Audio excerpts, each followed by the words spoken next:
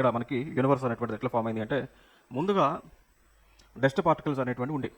So gas కానీ dust particles కానీ దుమ్ముధూళంతా కూడా ఉండేది. ఇప్పుడు ఈ బిల్డింగ్స్ అని లేకముందు, ఈ అర్తే లేకముందు, సన్నే లేకముందు, సన్ కూడా ఈ మధ్య కాలంలో వచ్చిండు, అలా ముందు లేడు కదా.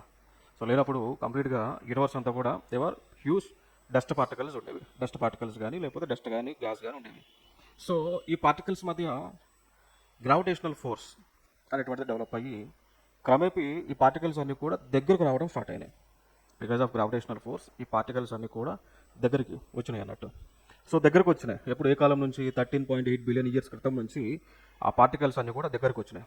సో ఇనిషియల్గా ఒక పార్టికల్ ఉంది చూశారు, ఇనిషియల్గా ఒక డస్ట్ పార్టికల్ ఏర్పడింది చూశారు, దాన్ని we can call it as singularity అని అంటాం. Singularity, single point. Okay, we can call it as singularity అని అంటాం. ఇదే పాయింట్, ఇది ఆరిజిన్. ఎక్కడైతే మనకి ఒక ఆటం ఫామ్ అయిందో దాన్ని call it as singularity. So అట్లా డిఫరెంట్ పార్టికల్స్ అన్నీ కూడా దగ్గరికి జాయిన్ అయ్యి క్రమేపీ అన్ని పార్టికల్స్ కూడా దగ్గరకు వస్తూ ఉండేవి. సో ఇనిషియల్గా ఇట్లా ఉంది, తర్వాత ఇట్లా, తర్వాత ఇట్లా, తర్వాత ఇట్లా, తర్వాత ఇట్లా ఫామ్ అయింది.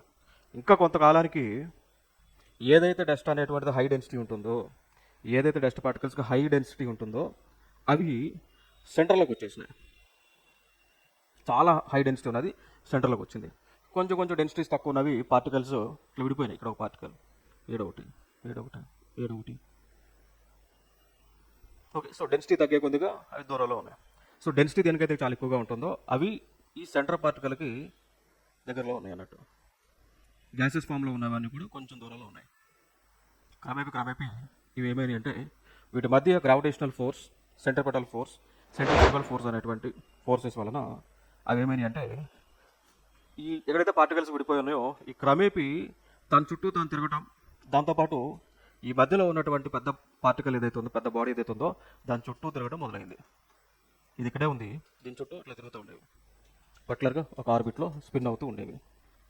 సో ఇదే nothing but this is our present solar system. అర్థమైందో సోలార్ సిస్టమ్ ఎట్లా ఫామ్ అయిందో? సో డస్ట్ పార్టికల్స్ అన్నీ కూడా ఒక దగ్గరకు వచ్చినాయి. So origin dust particle name singularity. ఆ సింగులారిటీ క్రమేపీ ఎక్స్పాన్షన్ జరుగుతూ వస్తూ ఉంది. కొంతకాలానికి ఏమైంది అంటే ఏదైతే హై డెన్సిటీ పోర్షన్ ఉందో, ఇప్పుడు ఎక్స్పాన్షన్ జరుగుతూ ఉంది, ఏదైతే ఒక పార్టికల్కి చాలా డెన్సిటీ ఉందో అది సెంటర్లోకి వచ్చేసింది. మిగిలినటువంటి డస్ట్ పార్టికల్స్ అని కూడా అక్కడికి రౌండ్గా ఏర్పడి, ఇక్కడ రౌండ్ బాల్ లాగా ఏర్పడి, సో అవి ఒకదాని చుట్టూ కూడా తిరగడం మొదలుపెట్టినాయి పర్టికులర్ ఆర్బిట్లో. అట్లా ఫామ్ అయ్యి ఇక మధ్యలో ఉన్నది నథింగ్ బట్ సన్. మధ్యలో ఉన్నటువంటి పార్టికల్ సన్, చుట్టూ ఉన్నటువంటివి ప్లానెట్స్ అని చెప్తా ఉన్నాం.